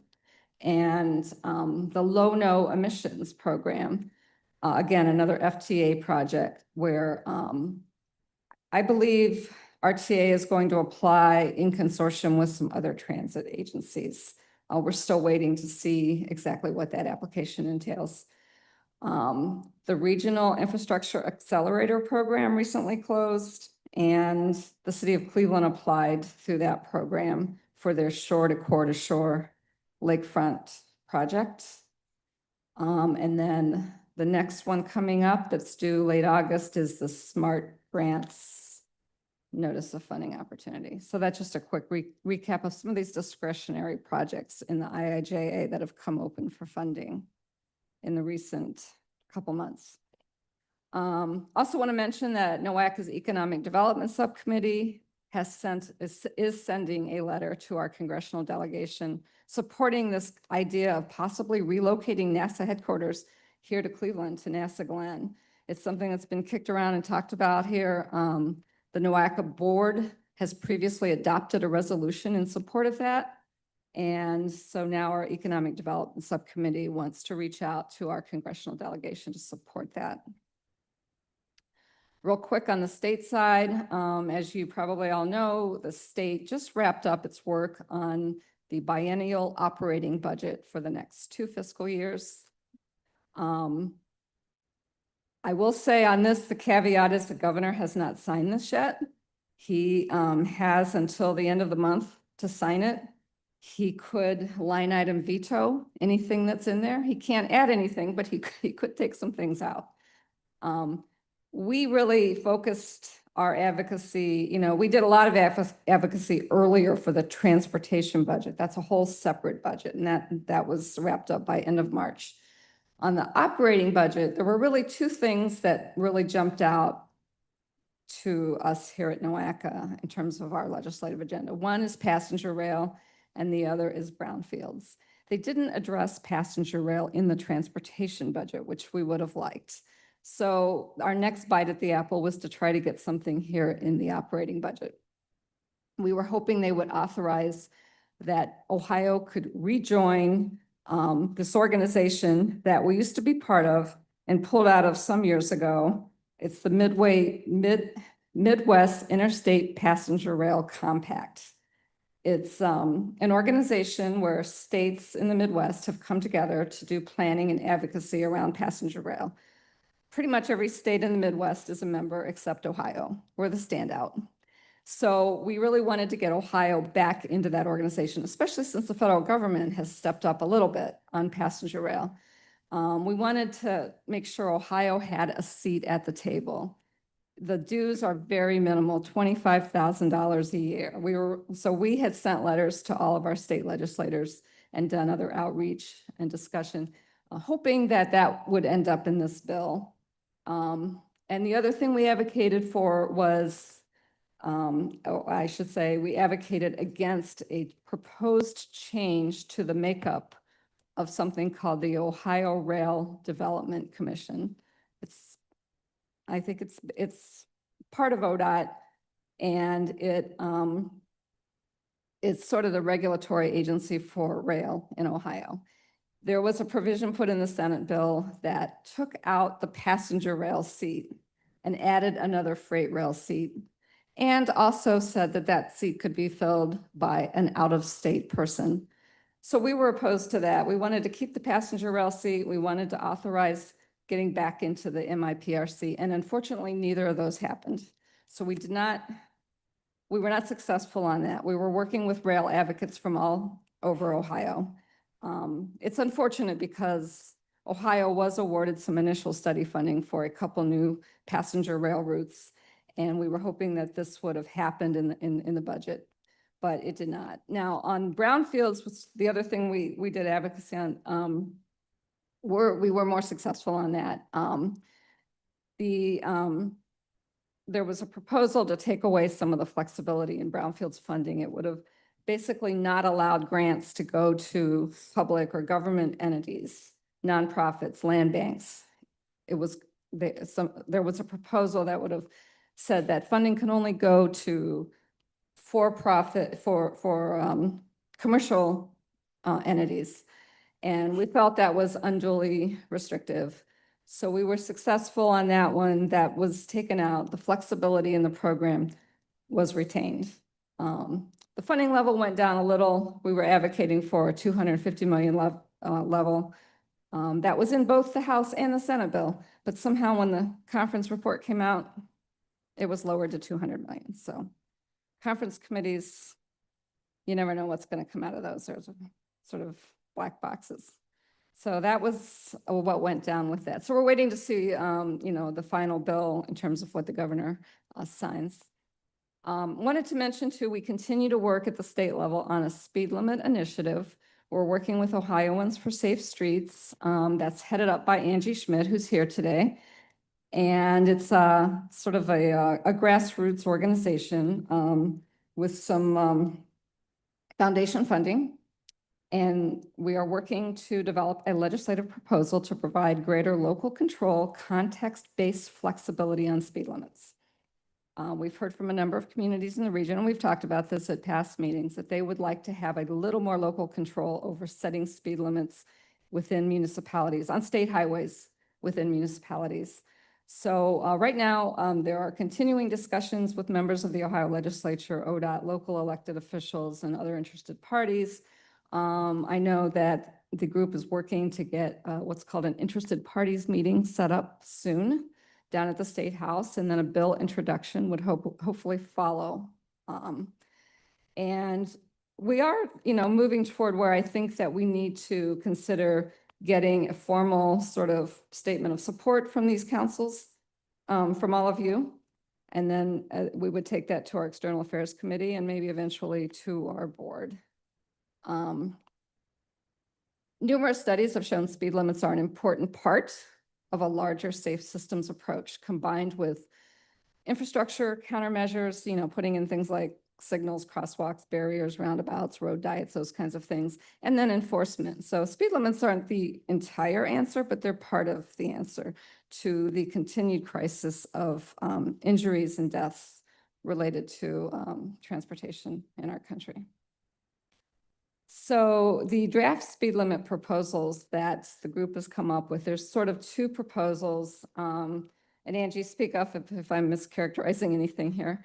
But one introduces safety in residential zones to the Ohio Revised Code, and that would provide some additional flexibility to localities. And then the other proposal introduces speed limit ranges that can be applied to through highways inside municipal boundaries, or highways outside of municipal corporations. But that being said, both proposals really address these four concerns. The requirement that through highways have to be signed at 35 miles per hour, and that includes many residential, urban, and suburban streets. The so-called Swiss cheese problem, where streets change speed limits many times as they weave in and out of municipalities, which is confusing to drivers and may lead to people speeding through communities and causing injuries and accidents. Third, high administrative costs for localities and for ODOT to conduct individual speed studies. This would allow for a community to combine speed studies and do them in one fell swoop instead of doing an individual study for each section of roadway where they're trying to reduce the speed limit. And then it would, we hope, address the issue of speed traps. This is not meant to be something that would allow communities to create new speed traps. It would require, the bill that's being talked about, not yet introduced, would require that there be adequate signage and notice, and that this not be used to generate revenue, but to improve safety. And then the last thing I just wanted to mention, because we're over time here, is on our state initiatives for action, we do have one item that we can cross off. This is included in your packets each meeting. We have a document that's two-sided, federal initiatives and state initiatives. And on the state side, there's one item, and this rarely happens, that we actually get to cross something off our list because we've done it, is this issue of supporting the repeal of a state law mandating new interstate interchanges determined by formula. This relates to that provision of law that was put into the Ohio Revised Code a couple years ago that basically by formula required a new interchange at the Medina County and Cuyahoga County border along I-71. So in the transportation budget, that was repealed and replaced with a study that NOACA is now embarking on. So I guess my point on this one, we don't really have time for a discussion today, but maybe this could be your homework, is to think about, is there something else you think that's missing on our state initiatives? Bring that to us next meeting. We have some room on the page. We try to keep this to a one-page, one federal, one state two-sided document. So I think we can think about taking this off of our state initiative since it's been accomplished. And if you have ideas you want to bring to the next meeting, you got a couple months to think about it. And if you think there's something else that we should be focusing on that we're not, we'd love to hear it. And that's my presentation. I'm happy to answer any questions at the pleasure of the chair. Oh, yes. Are there any questions? Oh, did I see a hand? Oh, yes. Hi, I'm the second Andrew. The second in Andrew. Grafton. Thank you through you, Madam Chair. Just wanted to bring up the concept of some of these concerns over Swiss cheese speed limits on the one side and bad faith speed traps on the other. Having driven on the German Autobahn, something that they do, and I'm bringing this up because I can't make the next meeting, so I'll just go ahead and give you my feedback now, if I may, is the German Autobahn kind of pings electronic vehicles that have a dashboard interface and tells them there's a change in the speed coming up. That's one thing. And then two, they have signs that indicate the speed limit's going to change in a certain amount of kilometers. We could do that very similarly here, or at least propose some kind of initiative, not trying to jam a square peg into a round hole, that can give communities that flexibility to create a little bit of a notice that there's a speed change to avoid the Swiss cheese and speed trap problems. That might be something you could look into. Great suggestion. And I know Angie's listening too, as we put together, as we craft these proposals and eventually put them into legislative language to be introduced. But yeah, I think technology is making that a lot easier to do. I actually drove on the Autobahn last year, and so I know what you're talking about. But I think that it's important to, you can use Waze and it will tell you exactly when the speed limit's going down and going, those kind of programs. So I think there's a lot with technology that could be useful. Thank you. Are there any other questions? Yes, Andrew. Andrew one. Thank you, Madam Chair. Again, very quick question. Thank you for the presentation. Who are your intended, I guess, primary sponsors on the safe speeds stuff? Just wondering, curious, because I used to work at the State House many, many moons ago, so. That's still being worked out. We're looking for sponsors. We have some interest already. I don't know, do you want to speak to that, Angie? Yeah, officially right now in Northeast Ohio, Rep. Rader has really been helping out of Lakewood, and also Joe Miller in Lorain County has been supportive, has signaled support. We're hoping to get a meeting soon with Senator Patton, because he's in our region and he chairs this Senate Transportation Committee as well. But we would really love to get some more Republican leadership on board, and we have been meeting with a Republican senator who's based in the Columbus area, named Michelle Reynolds, and we're hopeful that she's going to become a sponsor as well. Great, thanks. Yeah, thank you. And yeah, we really want this to be a bipartisan proposal. It's safety is bipartisan, nonpartisan, however you want to look at it, but it affects all of us, so that's important. Yeah, if anyone wants any more information, we have a pretty extensive policy paper that can give you some background. If you have any feedback, if you're dealing with these kind of issues in your community, we still expect it to kind of evolve a lot. So hearing from people from different parts of the region might actually be really helpful. Jeff, and you'll be the last one before we move on. I don't have a question, and I know it's not like NOACA did this alone. There were a lot of folks that worked on it, but I just wanted to give words of congratulations to get that interchange item repealed. I know that was a thorn in the side for quite a while, so congrats on that work. Thanks. We did. We had a lot of partners. It was a group effort, but it's important to preserve for a number of reasons, but it's important to preserve the prerogative of an MPO to make those kinds of big decisions about the transportation system in our region. And that was basically our angle on this, is that's for our board to come together and decide. So now we're doing a study, and that's getting underway. Hopefully, there'll be a good resolution on that. All right, thank you, Bev, for a great presentation. I'm going to move on to our next agenda item. I'm going to move on to the next agenda item, which is reports and updates. Are there any other reports and updates? Seeing none. Then I will move on to the next item, which is old business. Is there any old business? Okay, and what about new business? Since there isn't, that means we can get ready to adjourn. Can I have a motion to adjourn? Motion. Second. Okay, and there's a second. All in favor? Aye. Aye. All right, and the meeting is adjourned at 1:43. And you should see on your screens that our next council meeting is in September. Hey, thank you, everybody. I have learned a lot from all of